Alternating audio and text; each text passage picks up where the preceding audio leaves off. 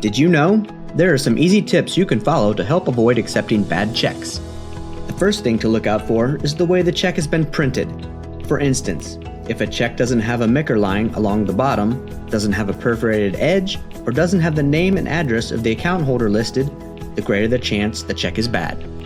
Other check features businesses should be leery of include checks printed on paper that feels odd, slippery, or of poor quality, low-numbered checks or starter checks, colors that bleed together or smudge when rubbed with a damp finger or rag, signatures that appear oddly spaced, shaky, or stamped, Micker lines printed in shiny ink or that feel raised from the paper.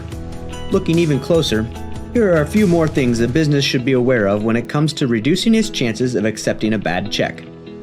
Routing numbers that don't match the bank listed. Spelling errors. If the dollar amount written out doesn't match the amount in numbers. Crossed out or rewritten words. Stamps or markings that say void or non-negotiable. Lack of watermarks, microprinting, or other security features.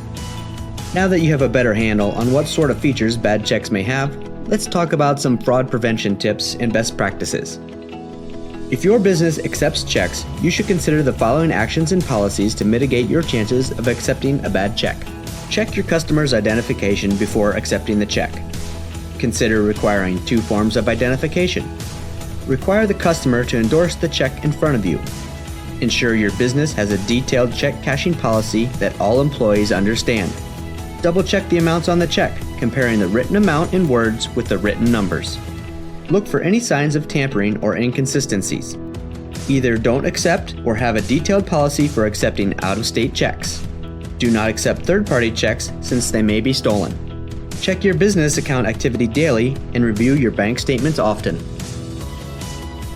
We would be remiss if we didn't highlight a few actions your organization should consider implementing to help reduce your chances of encountering check fraud internally.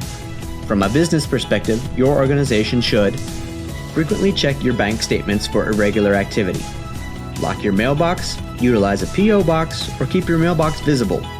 Implement dual controls. Do not allow the same person who signs company checks to reconcile the account. Lock up all banking information and check stock. Utilize electronic payments as much as possible. Conduct random surprise audits.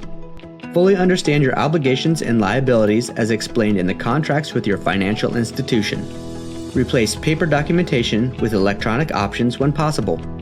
Regularly reconcile your accounts, looking at both deposits and disbursements. Talk to your financial institution about what services they may have to help you mitigate check fraud. Reach out to other local businesses to share information about what types of fraud they may be encountering. Education is key when it comes to fighting payments fraud. While it's true that checks will continue to be manipulated or stolen, it's our hope that practicing these tips will help you fight back against check fraud.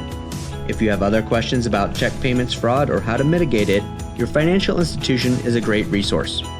You may also want to consider an EPCOR membership, as our certified national check professionals are fully aware of the laws and regulations governing check payments. For more information, don't hesitate to reach out to our member support team at 800-500-0100, email us at memserve@epcor.org, or via chat at epcor.org.